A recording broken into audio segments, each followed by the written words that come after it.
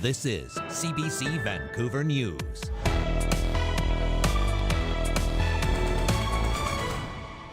I've directed the Canada Industrial Relations Board to assist the parties in settling the outstanding terms of their collective agreements by imposing final binding arbitration. Ottawa steps into the labour dispute involving Canada's two largest railways, but the impact is already being felt. Plus, more transportation trouble could be looming as Air Canada pilots vote to authorize a strike, and they're actually taking plants, like zucchini plants. Community gardeners in Richmond say someone is pilfering their plants and equipment and that thefts keep getting worse. Good evening. Thanks for joining us. I'm Michelle Ghoussoub. Less than a day into a shutdown on Canada's two largest railways, the federal government has now ordered them and their unions to enter binding arbitration. CN Railway and Canadian Pacific Kansas City locked out more than 9,000 workers at midnight after negotiations broke off with the Teamsters union. But as the CBC's Nisha Patel reports, trains could be rolling within days. Just 16 hours after the lockout began, the federal government stepped in. The impacts of the current impasse are being borne by all Canadians. The Labour Minister changing course, turning the dispute over to the Canada Industrial Relations Board. We're asking the board to direct a resumption of activities and a return to work at the railways. We are asking them to begin the process of binding arbitration and to extend collective agreements that are currently in place. Almost immediately, Canadian Pacific Kansas City said it was preparing to restart railway operations. CN Rail ended its lockout and initiated a recovery plan. We are satisfied that this is coming to an end. However, we would have preferred a negotiated settlement, obviously. The union, however, said picket lines would remain in place while it consults with legal counsel. In a statement writing, Canada's two major railways manufactured this crisis, held the country hostage, and manipulated the government. Teamsters Canada Rail Conference is deeply disappointed by this shameful decision. Together, the CN and CPKC rail networks stretch across the country and crucially link with the U.S. all the way down to the Gulf of Mexico. From farmers to miners to manufacturers, even a brief shutdown hit hard. We have not been able to ship liquid chlorine since Monday of last week due to the embargoes and moving the safety material off of the rail. So we are now on day 11 of no shipments of chlorine. We are losing, for every day of the strike, $55 to $63 million a day in lost sales for our fertilizer products. Small businesses, too, may have paid dearly. I think if I can learn anything from the past couple of years, there's always a cause and effect, and even a week's delay can be an issue. With high costs and slim margins, there's little room for the unexpected. A lot of our businesses are just barely surviving, so anything that will push us over the edge. Despite the government stepping in, here in BC, it's been a frustrating day for hundreds of commuters who rely on CPKC rail. Our Janella Hamilton went to Coquitlam Central Station, where extra buses have been brought in to take commuters to and from Vancouver. Commuters here are a little frustrated and very tired, and it's only day one of the work stoppage. The West Coast Express serves about 3,000 passengers each day, and that's from Vancouver to Mission, with stops in Maple Ridge, Pitt Meadows, and the Coquitlam areas. Most train commuters here tell us that the alternate route tacks on an extra hour or more. It's tiring. You feel it by the end of the day. It's been really difficult for me a little bit because I live in Pitt Meadows. I used to take it to VCC a lot to school. It is what it is. You can't change it. You have to accept transit, if nothing else, teaches you patience. Here at Coquitlam Central Station, there are extra transit security on hand to tell people where the replacement buses will pick them up and to make sure they are on the correct buses. Train bus, West Coast Express. Go support Haley. All right, we're good to go, man. Thank you. TransLink says the West Coast Express runs on Canadian Pacific-owned tracks and cannot operate without the company's dispatchers and rail workers. Both CPKC and CN Rail say they would restart operations following the Labour Minister's announcement today, but neither offered a timeline. For commuters here, that decision cannot come soon enough as they try to get to and from work and home. Janella Hamilton, CBC News, Coquitlam. And there could be more trouble on the transportation front. Air Canada pilots have voted to authorize a strike. About 98% of the members who cast a ballot have approved a walkout if necessary to win a new contract with Air Canada. The 5,000 members of the Airline Pilots Association have been pushing for greater wage parity with their American counterparts. Air Canada pilots could be in a legal strike position as early as September 17th. Not long after pledging one of the largest tax cuts in BC history, BC United says if elected, it would turn this province into an international mining leader, announcing plans to secure $36 billion in near-term investment. Today, BC United commits to positioning BC as a global mining leader by reversing the NDP's harmful permit paralysis and improving tax and regulatory competitiveness, which currently drives away billions of dollars of investment and thousands of good-paying, family-supporting jobs. Todd says he would guarantee permits for 17 critical mineral and 5 precious metal mines if his party is elected, and implement the most competitive tax rates and regulations for mining in Canada.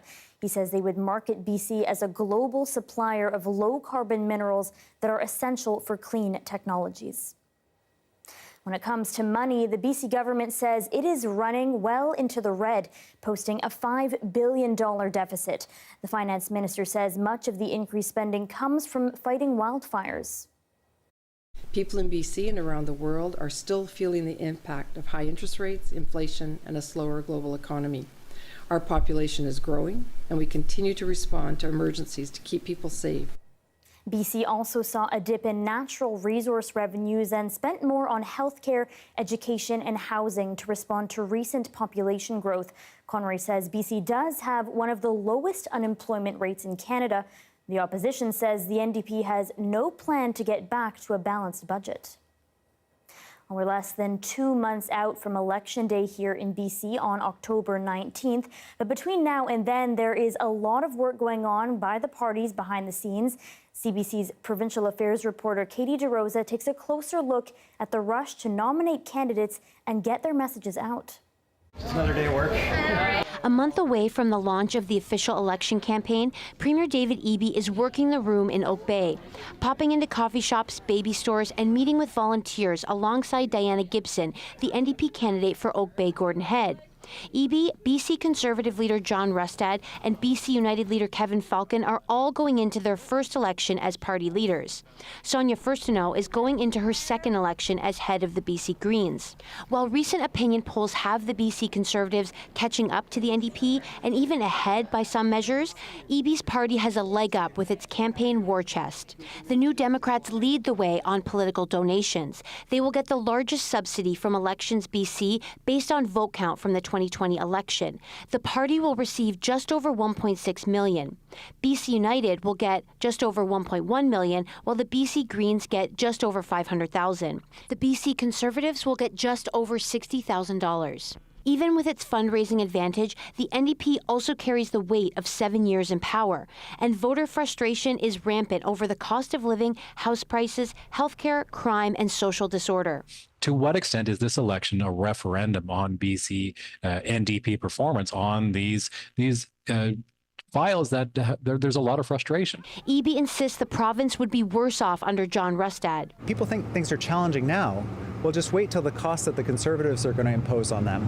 In a major turnaround from 2020, when they captured just 2% of the vote and no seats, the BC Conservatives have emerged as the main rival to the NDP. It is definitely feeling like a Cinderella story. BC Conservative campaign manager Angelo Isidoro says the party has nominated 82 candidates so far. In comparison comparison, the NDP have 78 candidates confirmed, BC United has 57, and the Greens have just 31. However, Rustad's rush to handpick most of his preferred candidates for the 93 ridings has been rocky. Some riding associations are frustrated that the leader is parachuting in some candidates who have few ties to the ridings. They also claim he's stacking the party with former BC United MLAs and candidates, including Richmond's Teresa Watt. A new website has popped up called firejohnrustad.ca. It purports to be the work of disgruntled BC Conservatives who say Rustad is diluting Conservative values to try to appeal to more voters. Rustad dismissed those concerns, saying the party has grown from 500 members to about 9,000 under his leadership. And so there may be a few people who are, disgruntled about that. I'm really not too worried about it. BC United, meanwhile, is trying to rebound from losing several MLAs and candidates to the BC Conservatives. Its lead organizer says the party has already seen a boost after promising a major tax cut. No one's going to come close to our policy platform. We continue to show that that's where we lead. As for the BC Green Party, there are concerns about its ability to keep its 2 seats in the legislature. Adam Olsen, the MLA for Saanich North and the Islands, is not running again, and leader Sonia Furstenau is running in the NDP stronghold of Victoria Beacon Hill. The Greens campaign manager, however, says they will run a full slate of candidates, but focus on 6 key ridings where they think they can win. Katie DeRosa, CBC News, Victoria. A new Fraser Health facility is opening in Surrey, aiming to provide holistic mental health and addiction support for children and youth. It will be open 7 days a week and include nurses, dietitians, physicians, and psychiatrists. Bringing these services together in one building means that children, young people, and their families can receive a spectrum of support with the challenges they are facing, all under one roof. The province estimates last year the program served more than 2,700 referrals, but they were offered at different locations. The group that helps grow plants and vegetables in a community garden in Richmond says they are fed up with thieves. Someone has been stealing their harvests. As Mira Baines reports, there's a push to protect those green spaces. Squash, potatoes, plants, and now more often, equipment. People here at Terra Nova Community Garden say thieves have been making off with all kinds of their hard work. Lately, it's escalated. They're actually taking plants, like zucchini plants, the plants themselves. So we find that to be a little bit tacky, if we want to put it that way. She's not alone. After the COVID, it's getting worse and worse every year. Cynthia Chu says someone stole her hanging baskets along with poles to help support growing plants. We have three gardeners, me, my friend, and the other one over there. So more than 150 garden poles. They cannot use their bare hand to take it out, right? They're not taking 1 or 2, they're taking more than 150. This was the garden where the tomato cages were taken from. The executive director of Urban Bounty, which looks after the busy green space, says 38 tomato cages and whole plots of flowers and potatoes have vanished. So it seems like there's much more of an effort to actually scope out what's here during the day and then come back and actually do some rather large excavation at night and removal of things at nighttime. Creamer says she reported the June theft to police. Terra Nova Community Garden is located in an ecologically protected area and a rural public park. The city's mayor says that makes it tough to add special lighting or security cameras. It just seems so brazen and unnecessary, frankly, so it's too bad. Mayor Malcolm Brody says they can't install security cameras because of privacy concerns, and motion sensor lighting could affect plants.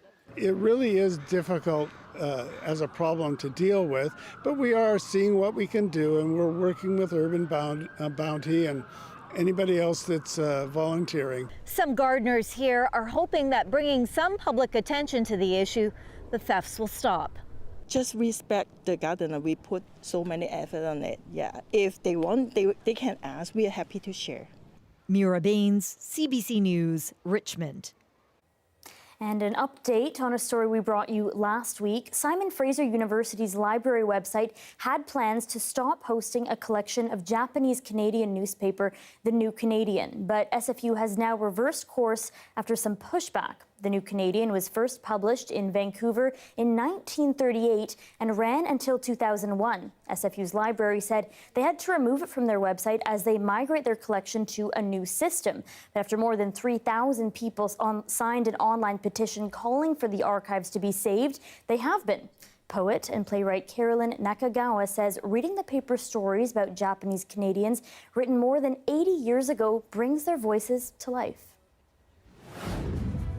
Coming up, it ain't the luck of the Irish for employees at this Vancouver Irish pub who've won a whopping $1 million lottery. Stay tuned for that.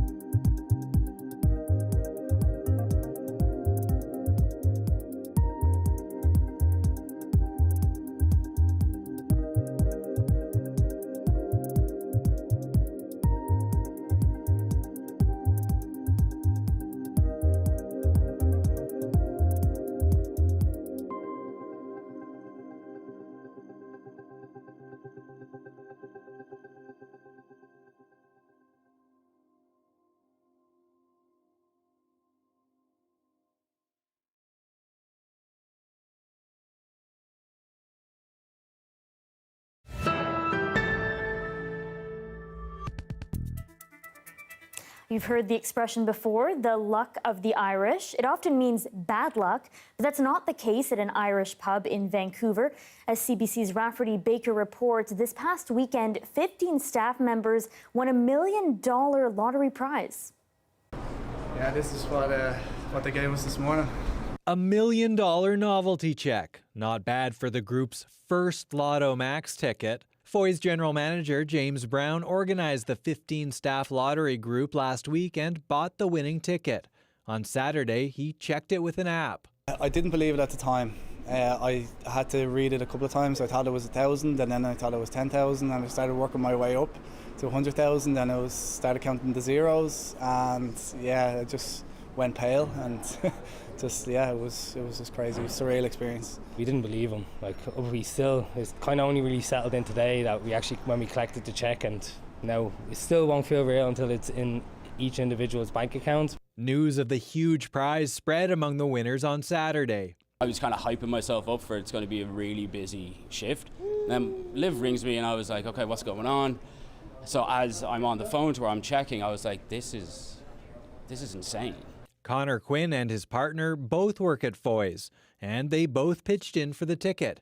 That means 2 shares of the winnings for about $133,000. It's relieving in a way. Like, I work 2 jobs as well as like a lot of other people in here do. So it's kind of, I was even thinking on my walk in, I was like, I know we have money for rent, but it's how tight is it going to be? Now the pair are planning for a down payment on a home and a vacation back to Ireland for Christmas. For the owner, this isn't the first bit of good luck. He started the pub 10 months ago thanks to a series of winning sports bets, and his winnings are going straight back into the business. My mine's already gone in the bar. I have a lot of renovations that are going on here inside the bar, so mine's already spent. There are a few staff members who aren't sharing the big prize. They were in there and then they didn't pay in time for the cutoff. Yeah, that's sad unfortunately, but we're going to look after them. So management isn't worried about anyone quitting their jobs, but there may be some long holidays coming up. 15 people's lives have changed here, so yeah, it really is life-changing money amount to win. I'm delighted for everybody that was involved, and I couldn't have done it with a better group of people. The group says they'll definitely continue buying lottery tickets together, hoping they can beat the odds once again. Rafferty Baker, CBC News, Vancouver. Here is a live shot of Harbour Centre. Darius will have your full forecast next.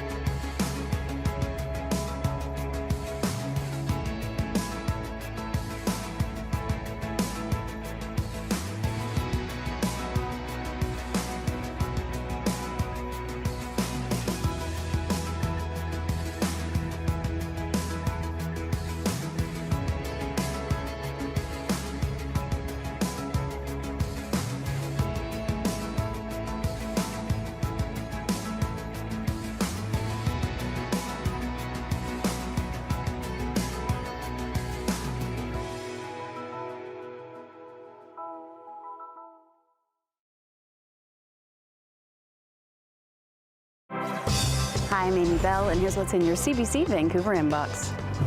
On September 14th, celebrate Indigenous community, culture, and spirit at the 3rd annual Come Toward the Fire, a free outdoor festival where CBC is proud to be invited and return as the exclusive media partner.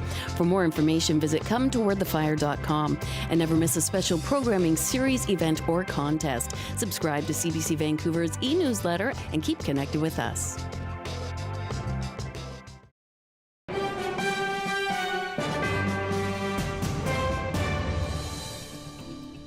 U.S. Vice President Kamala Harris has formally accepted her party's nomination for U.S. President, taking the stage on the final day of the Democratic National Convention in Chicago.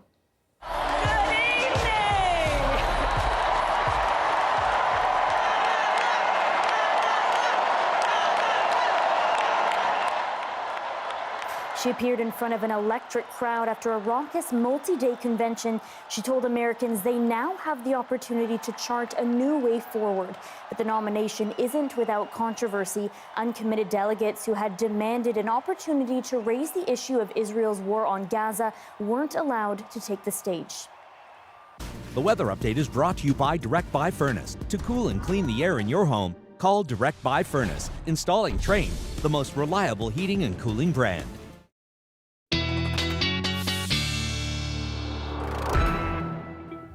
And our Darius Madavi joins us now for a look at the forecast. Darius, everyone is talking about the thunder this morning, but I missed it.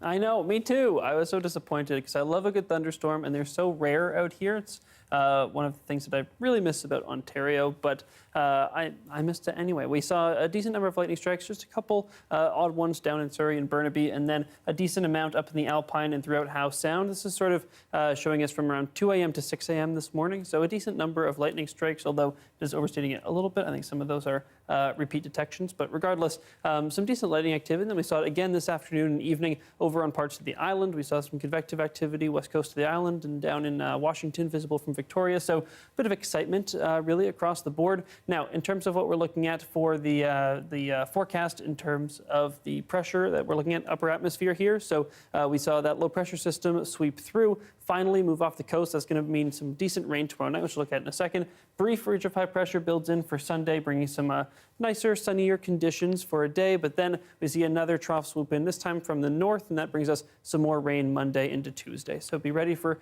decently wet forecast, but then hopefully some drier weather starting to come sort of mid to late next week. Now, in terms of that rain, as promised, here we go. We see that swoop up from the south, some very decent rainfall coming for much of the island and Vancouver. Here we're expecting anywhere from 20 to 40 millimeters. So the higher range is probably just in the Alpine, up in the mountains, but still 20, 30 millimeters for the city is not bad. If we extend this forward a little bit further, you can also see, as we switch into the coarser model, another big wave of that rainfall coming as we get into Monday and then into Tuesday. So some more pretty good rainfall coming across the island. Hasn't helped too much with the drought situation. In the drought update today, we saw still drought level 5 for the island. We went up a level to drought level 4 for Haida Gwaii. So still some not great drought conditions, but temperatures are also staying fairly low. Tomorrow we're going to see them come up a little bit more, so we expect more warmth, especially in the southern interior, but then come back down for the weekend, so a little bit cooler right through there. In terms of conditions across the province, again, some more lightning, mostly confined to the south and the far southeast, but generally, other than that, a little bit of showery activity across the province. And